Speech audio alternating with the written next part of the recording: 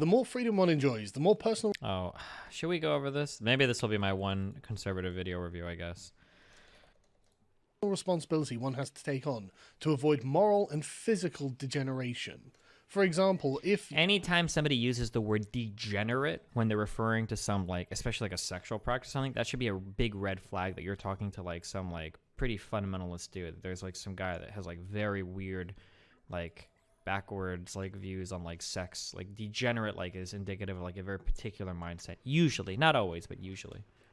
You are, say, one of Orwell's Welsh coal miners from the road to Wigan Pier, and suddenly you enjoy luxury communism, you are not going to be the fit, healthy specimen that you once were because of the requirements of your job. You will instead find yourself not getting any exercise. You'll probably start eating sugary foods. You'll probably turn into modern man. It takes personal responsibility to prevent this.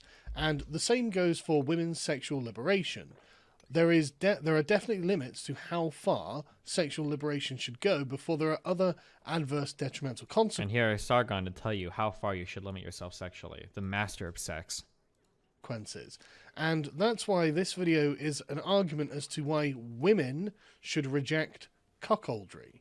It's an interesting subject, isn't it? And the chap you can see on the screen is a fellow called Ian Danskin. He runs a YouTube channel called Innuendo Studios, and he's a very progressive person. So progressive, in fact, he's a literal cuckold. He lets his wife sleep with other men, and presumably he's allowed to sleep with other women. So, and then real quick, we went over this yesterday, but literal cuckoldry is when a man is taking care of the children of another man in a relationship. That's literal cuckoldry. Kink cuckoldry usually involves some specific form. It's usually used as a humiliation fetish. Like, I'm fucking a guy, he's got a bigger dick, blah, blah, blah, to humiliate the other person. It's like, it's a consensual thing, but generally.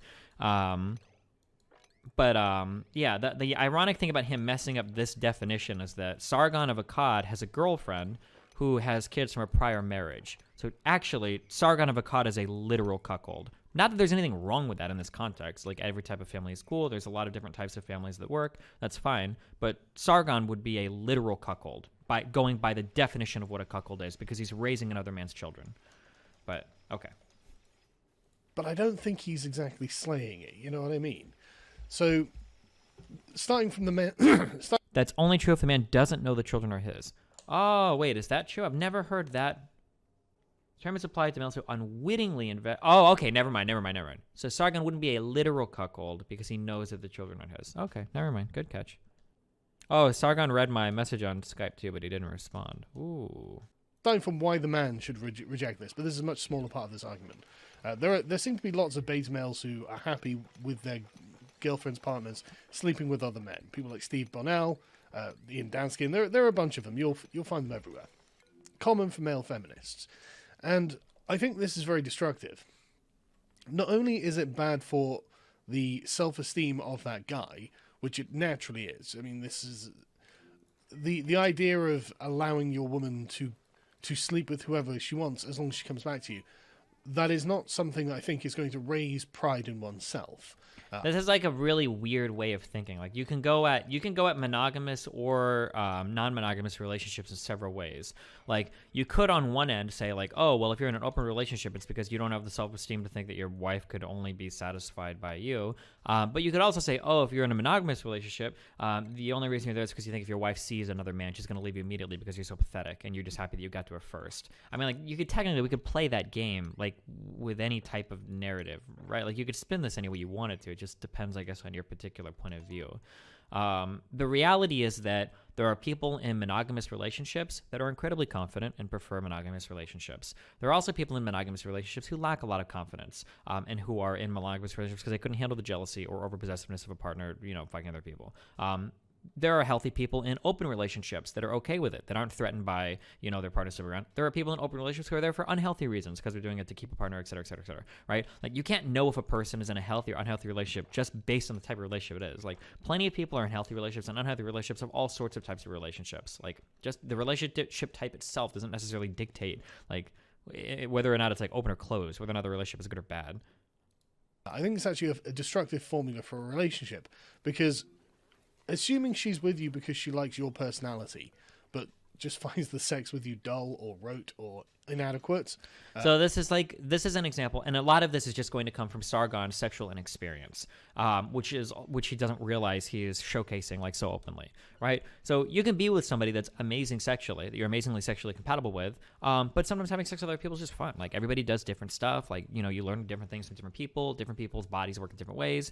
Some people just naturally gravitate towards things that can be fun or unfun. Like that's it. Like nobody finds like this is the one sexual partner for me. Well, some people could, I guess, if you want, but like generally it's not like you find like one sexual partner, you're like, oh, that's it, like I'm done, no more, like this is it, this is the best one ever and I can never find anything else. Like usually some people might be better at one thing, some people might be better at another thing, like allowing her to sleep with other men, well, eventually she's going to sleep with the guy whose personality she likes, and then she'll leave you. Now that to me, that sounds like a lack of confidence. Now again, you can be in open or closed relationships. They can be good or bad. It really all depends. But when you start saying things like she might find a guy and then like him more and leave you, well, you're scared that you're going to lose your partner, right? Now you're speaking out of fear. That's stemming from a lack of confidence. You're not confident that you can hold on to your partner if they see somebody else, right? Now, you could say that you just prefer to have close relationships or whatever. Like that's fine. But this is like by definition, this is textbook. Like I'm scared that my partner's going to leave me. Like this is something that I've seen happen to beta male feminists many times. Fact alert or whatever. I don't know what we would call this, but like, or newsflash. Like people leave each other in closed relationships all the time too. Like in a closed relationship, you can find somebody else that you click with better, and then eventually break up with your current boyfriend or girlfriend as a result. Like you don't need to have an open relationship for that to happen. Closed relationships don't prevent that from happening. Like. Sorry, newsflash, not fact alert.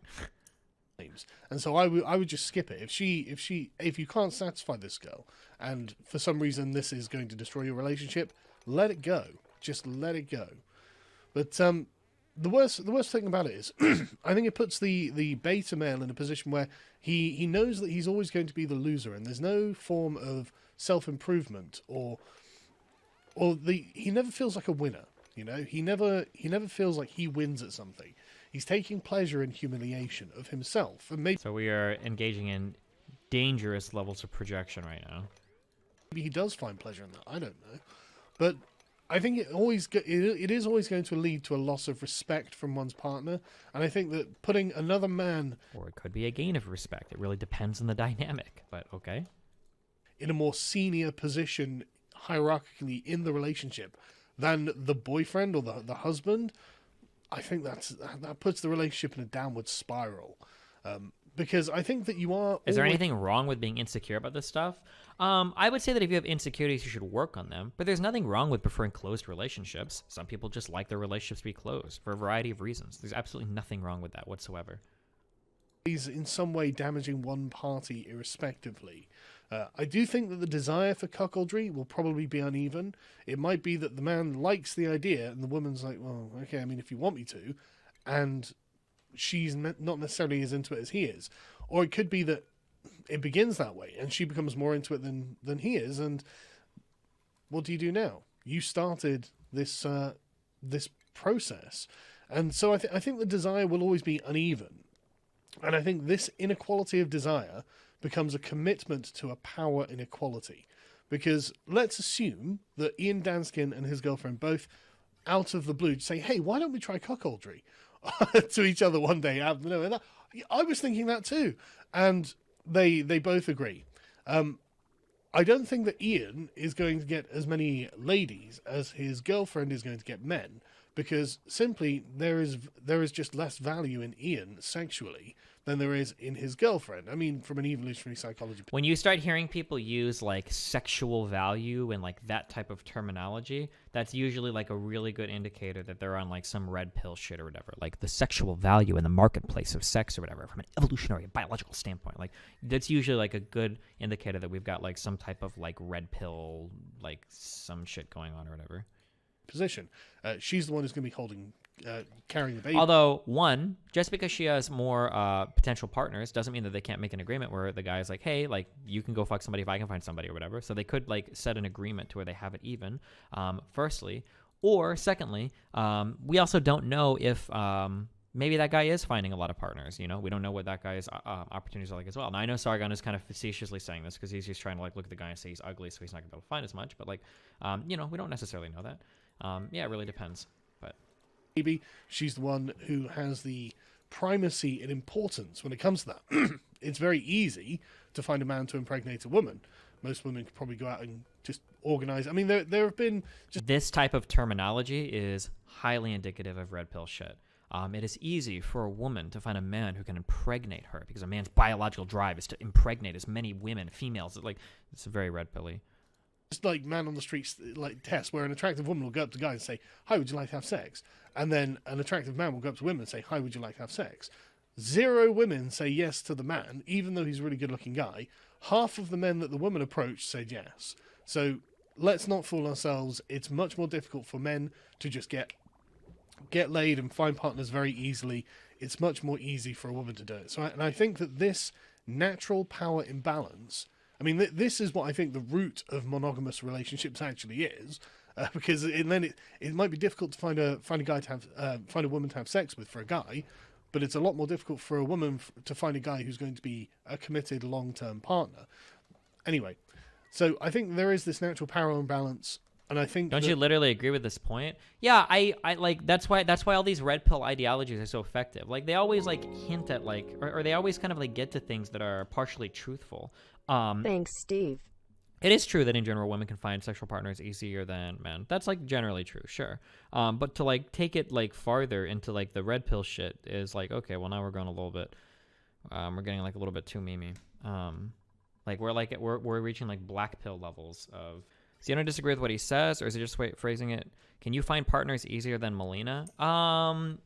Probably not. I mean, I'm pretty popular, so I can find like partners because of my outreach. But I mean, like any girl can hop on Tinder and find like 1,000 guys to fuck in a night. Like that's typically pretty true. But to like run from there, like that doesn't mean that you can't possibly make like an open relationship work or whatever. Also, girls don't necessarily want to fuck 100 guys in a night. Although if you're super black pilled, you might think so. Like for instance, like if I find a girl to fuck on Tinder, I can do it with no risk. I don't care. But like for a girl to find a guy on Tinder, it can be a lot scarier. You know, like there's a lot of different types of things that go into these relationships, make it a little bit more complicated than that.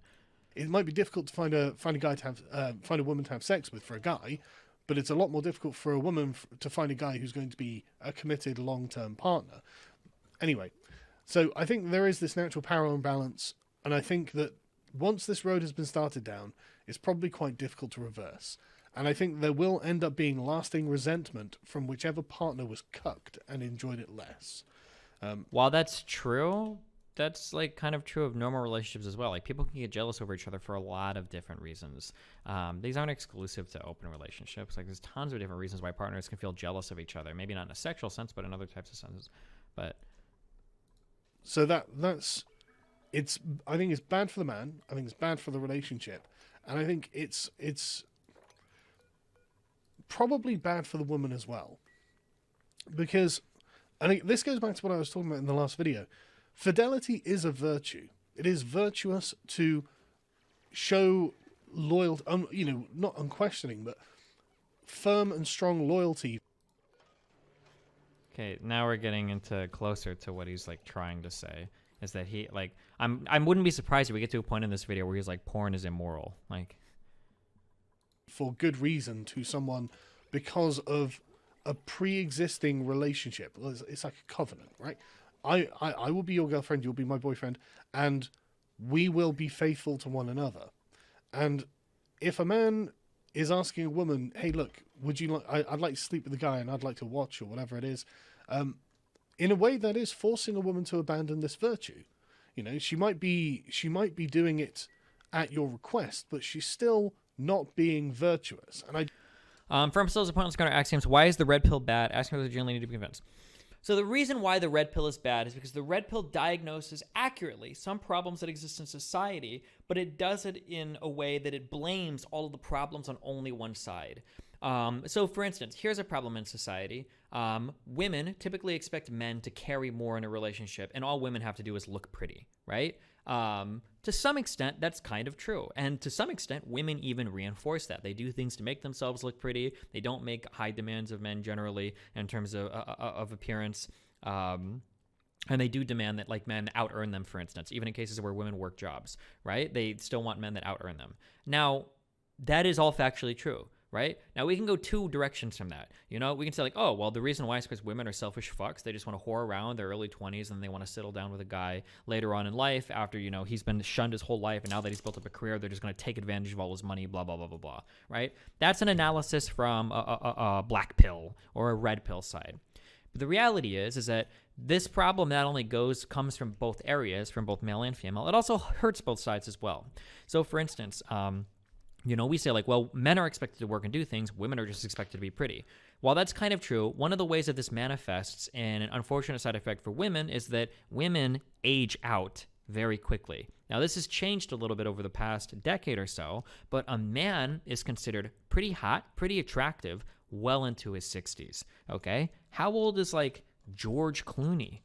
Is he in his 60s now? 58 years old, you know? How old is Brad Pitt?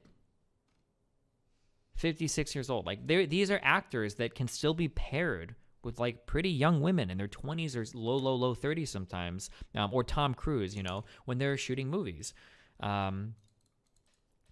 And that's because men are able to age out a lot more, or I'm sorry, men are able to age a lot more than women before considering aged out of where they're in. That was a big problem in film for a long time, where old men, like at any age, would be paired with like fucking 20s. Destiny, come on. George Clooney is a rare exception. The average 60-year-old is not as attractive as him.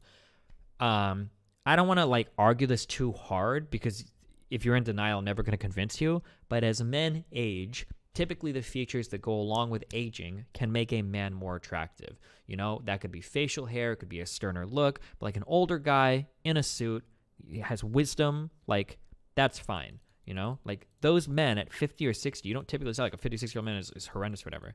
Women past 30 sometimes are like, oh, she's old. That's a MILF. Like, unless you start going like the boatloads of plastic surgery route, like a lot of the times you can like age the fuck out like really hard as a woman and you're fucked. The woman that played in the Batman movie, cat lady actress. I always forget her name. Not her. Cat woman. Let's try this. Dark. Oh, Anne Hathaway. Sorry. I wish I could find this, but Anne Hathaway had an article on this where she talked about feeling guilty that she was replacing other actors that were just older than her because she was like in her mid-20s. Just as a result of the fact that like once women get past the age of 30, like, yeah, you get fucked. This is such essentialist male bullshit, bro. I don't know what you even mean by that, but okay. So yeah, so like men can like display like sexual value or can be attractive in like a wider variety of women. We can be older, we can have a variety of body types, and we don't have to fit as rigid or narrow like an appearance to be considered like attractive or cute to women. Whereas women typically have to like be like confined within a more narrow subset. They have to be a certain body weight. They have to have a certain type of hair. Although this has changed a decent amount in the past 10 years, but like for the most part, like women are more restricted on that, right? So like that's one way. That's one way of how like we can red pill this really hard, but we could also acknowledge that like, hey, actually, you know, like this hurts both sides and the pressure is from both sides as well. Isn't this only true for dating purposes in terms of beauty restrictions? The range of body types men will just fuck is pretty high. Yeah, sure, but when we talk about like things that we want to see like on screen, for instance, right? Like we're willing to accept like a large variety of men, and women are willing to accept a large variety of men. Not so much the same for women. Women receive more roles than men. This trend reverses sharply after age 30 as men continue to receive an increased number of roles at the age of 46. Women receive fewer. I don't think it's good to use Hollywood actors as an example. They will always be able to pull because of their status. Well, but even because of their status, women just don't get very many roles when they get older. It's pretty rare. It's becoming more common, but it's pretty rare to see like women cast in movies, you know, past a certain age compared to men. Oh yeah, Leonardo DiCaprio has that meme of like the age of girls that he dates. This is Leonardo DiCaprio's age, and then this is the age of the women that he dates. RIP. Isn't this concept changing as the way we value women in society is changing? Yeah, it is changing over time, sure. I know you hate evolution explanations, but since it's about sexual attraction, do you think this is connected to evolutionary biology since men can reproduce well in their 60s while women can't as early? It might be a little bit, but we are so disconnected from our evolutionary tendencies that I'm not looking for any highly explanatory power of our sexual behaviors via evolution. So, no. I'm trying to think of other examples of this. The red pill, yeah, like the most hurtful or harmful or hateful ideologies, they always start with some accurate description of reality. They have to, because if you can't accurately describe some underlying reality, nobody's going to follow your shit. People are going to be like, oh, like, well, what? This is total bullshit. Like, generally any ideology is going to start with some accurate description of reality. And the red pill does accurately identify some areas of bullshit between men and women that are like in balance, for sure. But the thing is that they only look at it from the male side, showing how males get hurt and how females perpetuate it, but which are both true. Women do perpetuate some hurtful and harmful things in society that fuck over men, but they don't look at how men also perpetuate those stereotypes that also harm women. Oh, another good example is the idea of female promiscuity, where men will do this weird thing where they complain constantly about how like women won't ever fuck them, women won't have sex with them, blah blah blah blah blah. But then when it comes time to date a woman, we'll say like, hey, like if you fucked more than 3 guys, like your vagina is literally a stretched out rubber band that'll never go back. Like I can't do that. I'm sorry. Like fucking 5 partners, 10 partners. Are you crazy? What are you, a cock carousel? Like we can look at one side of it and say like, oh, you know, like, well, women not fucking, you know, enough men or whatever is a problem. But then if you look at the other side, like constantly slut shaming, demonizing women that won't sleep, that do sleep around is like also not good, you know? And then even the ways that we attack people that make money off of sex. This is a question that I've asked that I've never gotten a good answer to. You know, people, here are some things that we could do on Twitch. I could watch a movie. That has boobs in it. No one will care. I could play a game like The Witcher that has sex scenes in it. Nobody will fucking care. Nobody will care about any of these things. I could make money off of it. The developers can make money off of those things. The producers could make money off those things. Totally fine. But if a woman goes on stream and has cleavage, now it's a fucking problem. Well, wait. Why didn't it matter before? What about all the boobs before? What about all the sex before? It didn't matter then, but now that I can't even say now that a woman is doing it, because women were doing it before, but now that like a woman is doing it, is in charge of it, or is in control of it, or is making money off it directly, like now it's a bad thing? Like all these arguments before about like, oh, well, it's not appropriate on Twitch, blah, blah, blah. Like what about kids watching it? What about kids that turn on a Witcher 3 stream and see Geralt fucking his like 4th fucking, you know, sorceress? Like, none of that was a problem before, you know? Furry, you most likely hate my guts, but I still love you. UWUPS, use Linux. It's funny because we can scream shameless all day long, but nobody would ever use shameless to describe a video game dev or a movie producer that's using sex to sell ever, you know? I don't think that this is something that wider society views as virtuous, that whatever will view as virtuous. So I think that it's rendering the woman with a lower moral status in the eyes of wider society. And I think that's bad. Down with the squad. W, male gaze. Let's support the male gaze instead. Gotchi GASM. Bad for the woman herself. I think it's actually really irresponsible because, I mean, no one looks at that and thinks, oh, that's respectable. You know, no matter how complex. I agree, but that's a bad take. Those sex scenes in games are in the context of a game. None of those sex scenes are required, my dude. I'm going to go ahead and key you in on a real quick tip, all right? Those scenes, if you want to use the word shameless, that's what they are. Hollywood uses sex. Video game studios use sex because it panders to the audience of men that play the games. That's it. It's not about context. It's not about the idea that there's some important character development happening in the scenes where Geralt is fucking, Triss or Yennefer. I don't know if he fucks Yennefer in The Witcher 3. But, like, no. Like, or that one witch lady. Fuck, I don't remember all their names. But, like, those that's not like important like character development. Like, come on, dude. An argument whichever partner makes for the joys of doing this and hell, it'll be just fine. I don't think that anyone really believes it. I think these are all very abstract. Yennefer looks Leo Kaman in the movie. Another thing for the woman is who knows how it will change you. You don't know what the consequence of doing these things are, because what you.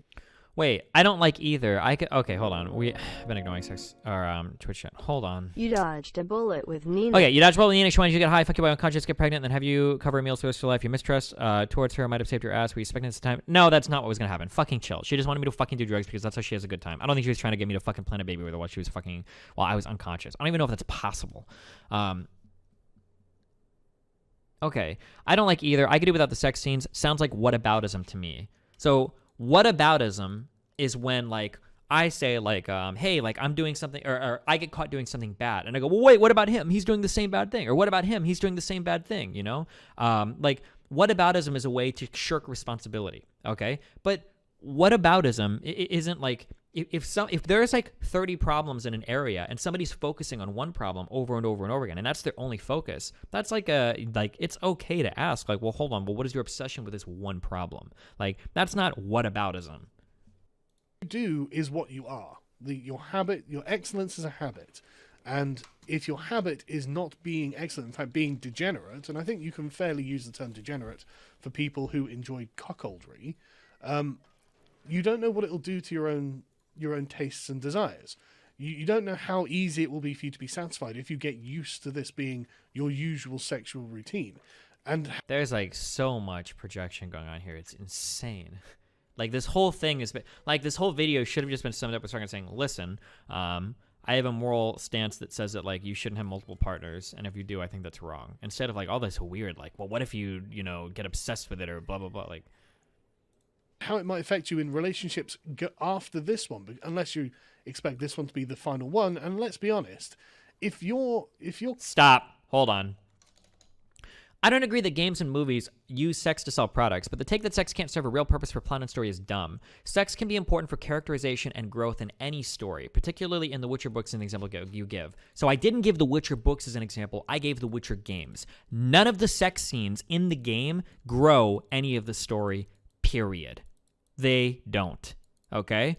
If you want to use a scene to develop a character, I'll borrow from a video that we watched recently, then what you would do is you would treat the scene like a musical, okay? Oh, fuck, hold on. Fuck me. Okay. Here's the question. They obviously do, though. They don't, okay? Let me explain it, okay? Here's how this works. If I were to show you a 5-minute scene of somebody having sex, okay? And then afterwards... Or in another world, I would just say, by the way, last night those two characters had sex. If there is no difference between those two worlds, then your scene didn't really fucking do anything. That's the whole point, right? A really great analogy that we can draw to this is like the fight scenes in Star Wars. What's the name of the Dueling Fates or whatever fight scene? Like the episode 3 fight scene or whatever. Oh my god. Obi versus Anakin. So I think this fight scene is literally like, isn't this like 15 minutes long? Or is it 10 minutes long? So this entire fight scene. Fuck you, okay? bear. Yeah, they cut in out of it. So this entire fight scene is pornographic. Because all it is fan service, except for one part of the fight scene, okay? There's one part of this fight scene that is good because it tells a bit of a story, okay? And wait, were there people just like floating by? Wait, who the fuck is that? Oh, did these guys just work here? I have no idea. Sorry. The only part of this fight scene that's kind of good, as cringe as it is the end here, because it shows that Anakin is so arrogant that he doesn't realize his own limitations, and then he engages in an act that causes his downfall, right? His hubris eventually brings about his destruction, right? God, this is so fucking contrived and cringe. But it's the only part of the fight scene that was worth watching. If you missed every single part of the fight scene leading up to this, it didn't matter. You didn't learn anything, right? You didn't learn anything. You could have walked in the theater and you could have been like, yo, what I missed? And the guy's like, oh, nothing, they just fought. That's it. You could have literally had all of that off screen and then shown it. So when I say like, does a scene mean something or does it not mean something? What I'm asking is like, are you telling a story or developing characters through the scene? Now, if I can just say two characters had sex and it's like, oh, cool, they probably deepened their relationship or their relationship's at that level, whatever, that's it, and nothing actually happens during the sex scene, then the sex scene itself is just fan service, right? Another example, as much as I hate to use this scene for a variety of reasons, because fuck Daenerys. Daenerys, like, reverse raping the Khal Drogo guy, reverse raping whatever. That's an example of a sex scene that's occurring that's kind of telling a story. It's not just fan service. Like, you're learning something to some extent about the characters through the sex scene. I think there are several sex scenes in Game of Thrones, I wish I could remember more, where you kind of, like, see more of a character through the sex scene. Now, maybe I didn't play enough of The Witcher 3, but I don't remember any of The Witcher 3 sex scenes being like that. It was basically just Geralt fucking women. Like, that's it. You don't learn anything, like, about, I don't think you learn anything about Geralt or the people he's fucking as they fuck. It's literally just, it's like fan servicey. Sex position? Do you dislike all fan service scenes as a personal preference? No, I think fan service could be fun. It's fun to watch Geralt fuck pretty sorceress chicks or whatever. I think it's cool. Fan service is fine.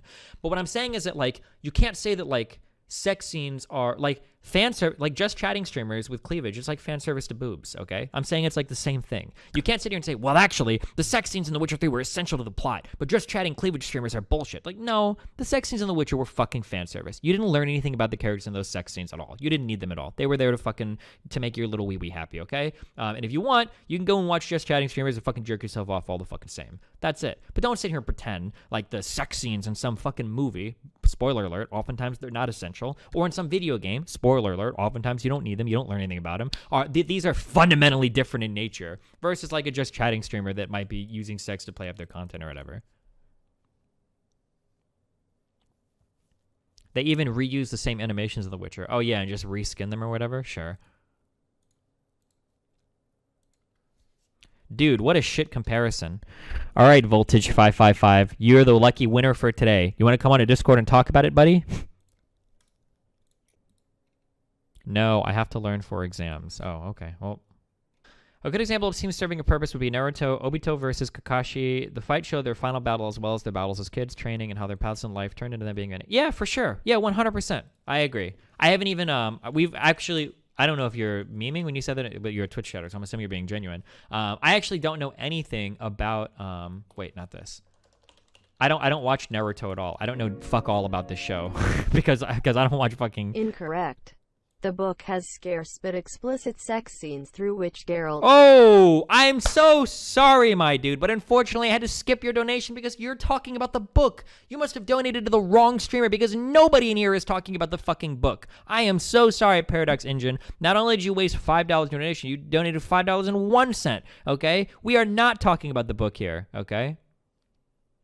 There were no sex scenes in the Game of Thrones book. Roaming Millennial is wrong to bring up sex scenes in The Witcher specifically. No show had them more in place. Okay. I don't know anything about Naruto or any of the people or whatever. But I could tell by watching like by just like watching this scene or whatever, that like apparently Kakashi and Obito, I don't know who's who, but apparently these guys used to be friends growing up. It looks like they were literally like, do you call them Narutos? They were ninja fighters together, I guess. And then at some point it looks like this guy over here got turned to the bad guys for whatever reason, and then this guy's here to like release him from being a bad guy by killing him, I guess. Is that more or less? I learned all of this just by like watching this scene. And I can gather all that. And I think this scene is like pretty well done. And then you also like, it demonstrates like how far both of them become fighters and everything. Like, yeah, but that's because I think this is like a really good scene. Like, I think I learned a lot about both of these characters by watching them fight. But if I were to show you literally any, if I were to show you any fight scene from the first 3 Star Wars movies, you wouldn't be able to tell me anything. Chat is dumb duck or Z. Like, you don't learn like anything about the characters as they fight. Like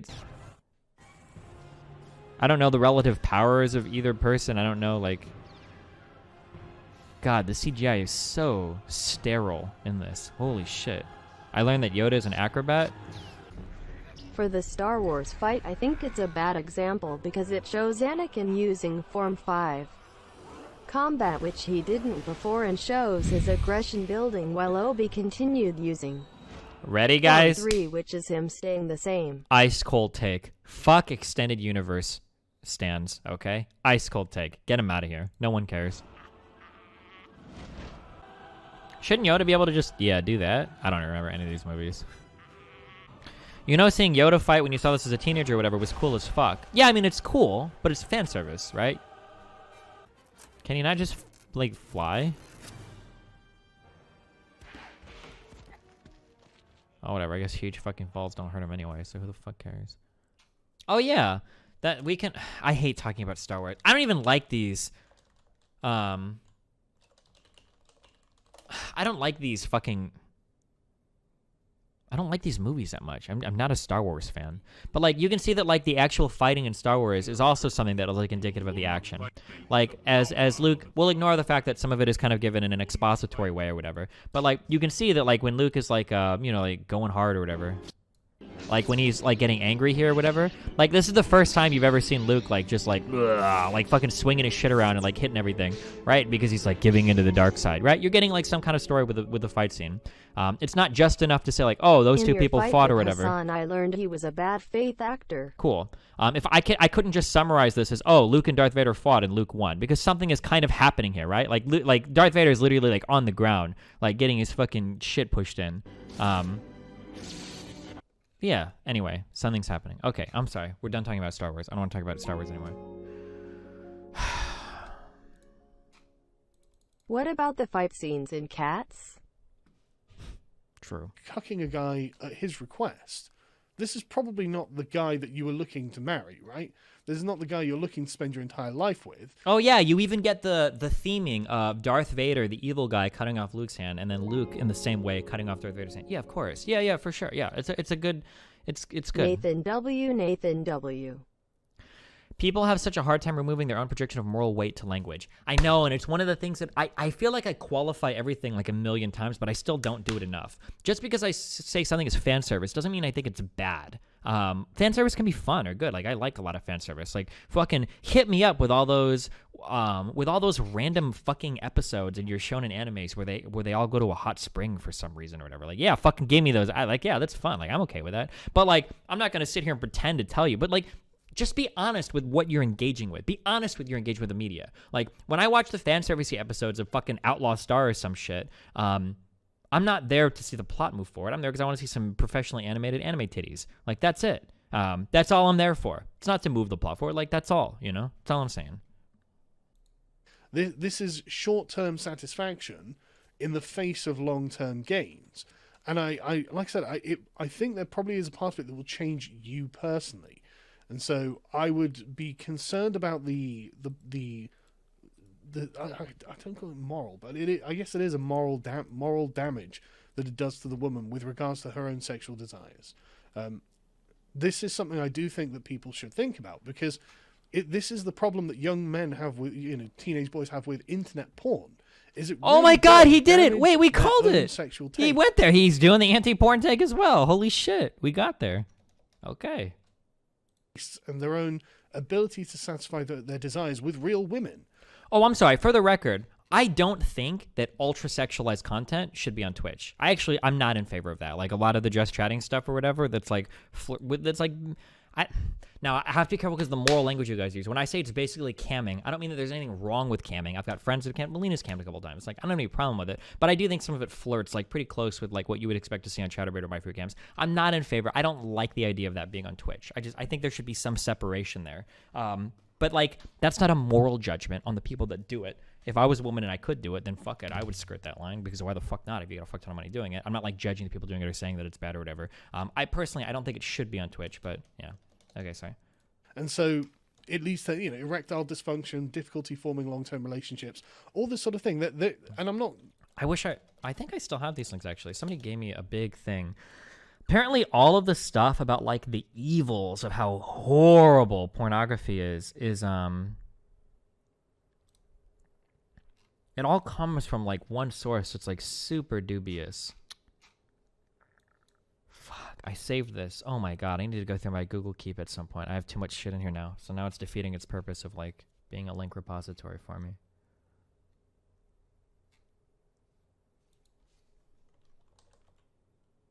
Oh, no, wait. I can use Control F in here. Oh, yeah. Your Brain on Porn, apparently, is like the name of a site that a lot of people go to or whatever. Here, I'll throw this link in chat. Somebody can go through it or whatever later if you're bored. I'll just throw this for you guys to check this out.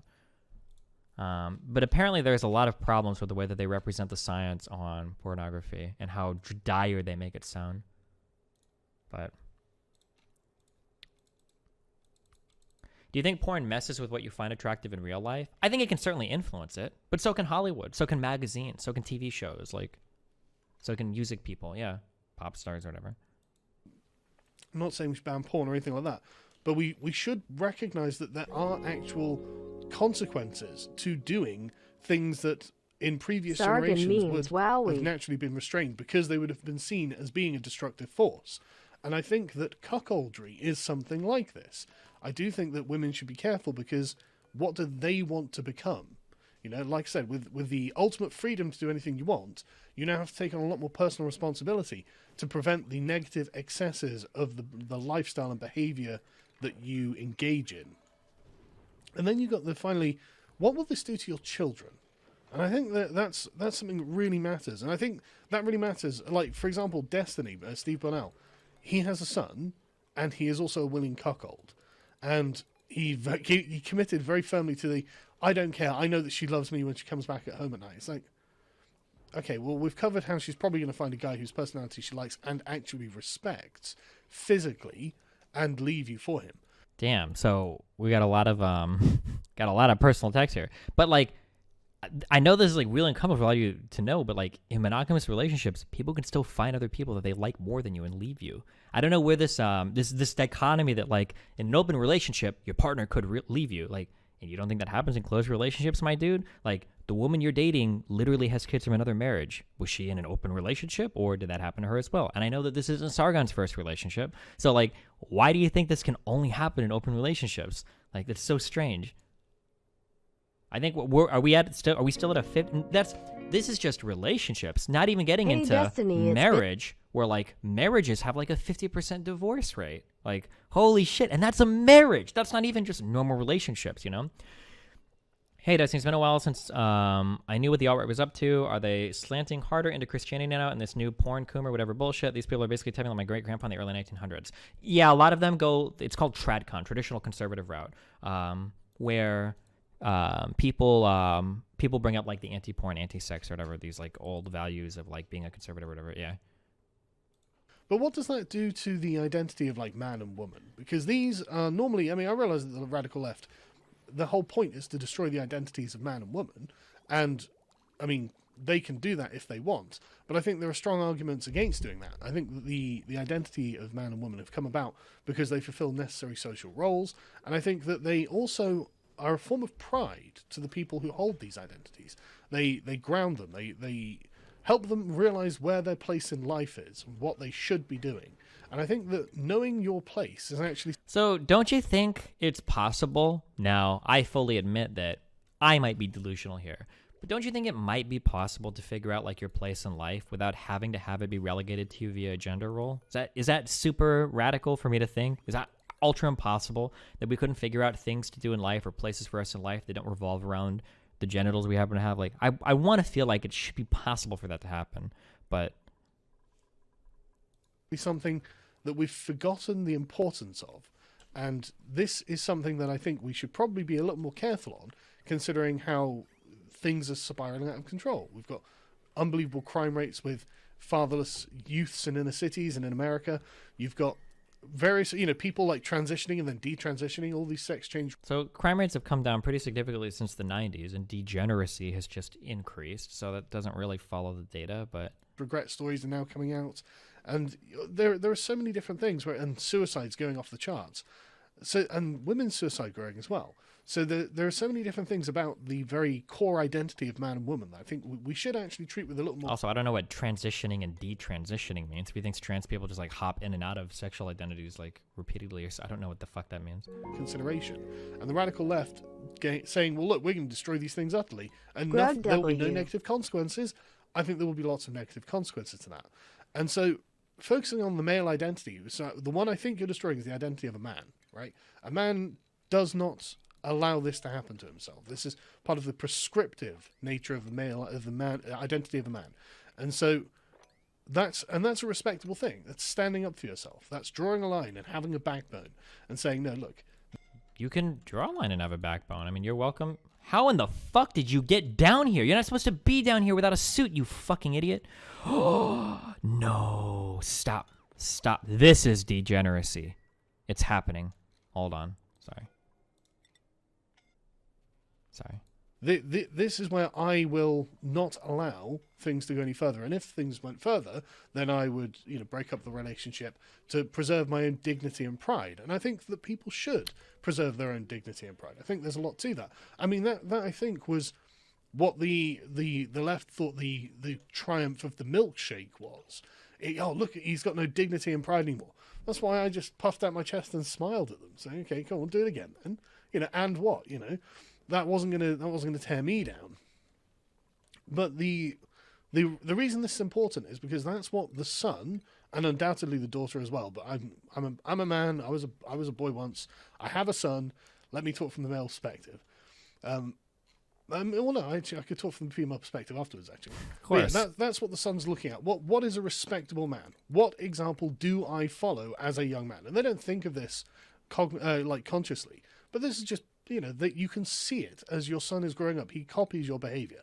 He adopts your moral framework, and he uses this as a guide for himself for when you're not there.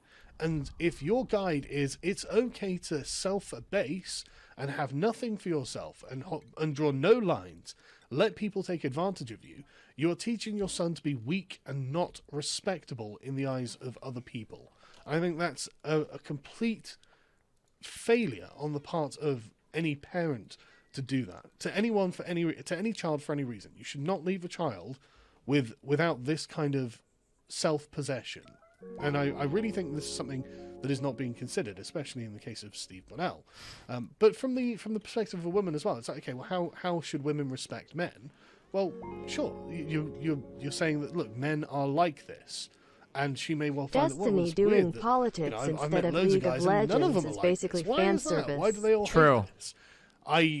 I think that there is definitely a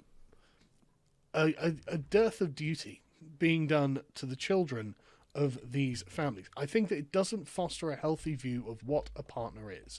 I think that monogamy is healthy for humans. It seems to be the natural state of mankind.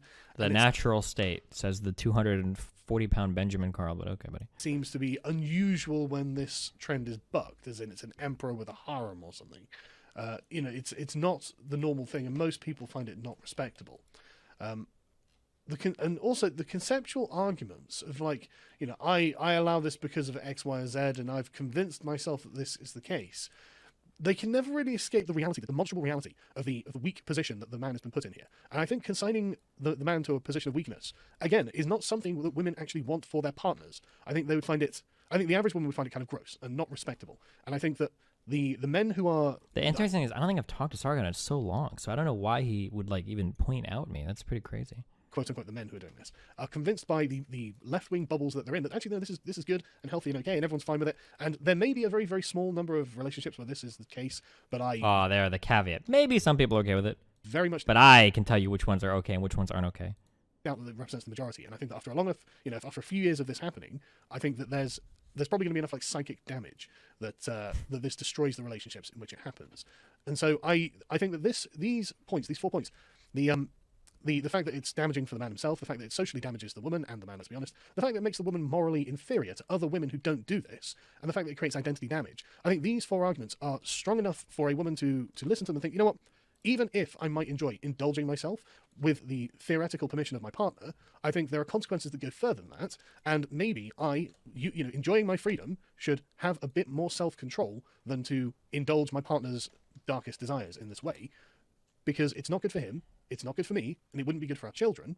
And if women want families, stable, loving, healthy families, then they will have to take more personal responsibility. That's a pretty hot take for being part of a non-traditional family, my dude, but... on the more freedom they get. But okay. 14-year-olds can fuck. They should probably fuck other 14-year-olds, or 13-year-olds, or 15-year-olds, depending on their class, right? The point of whether or not...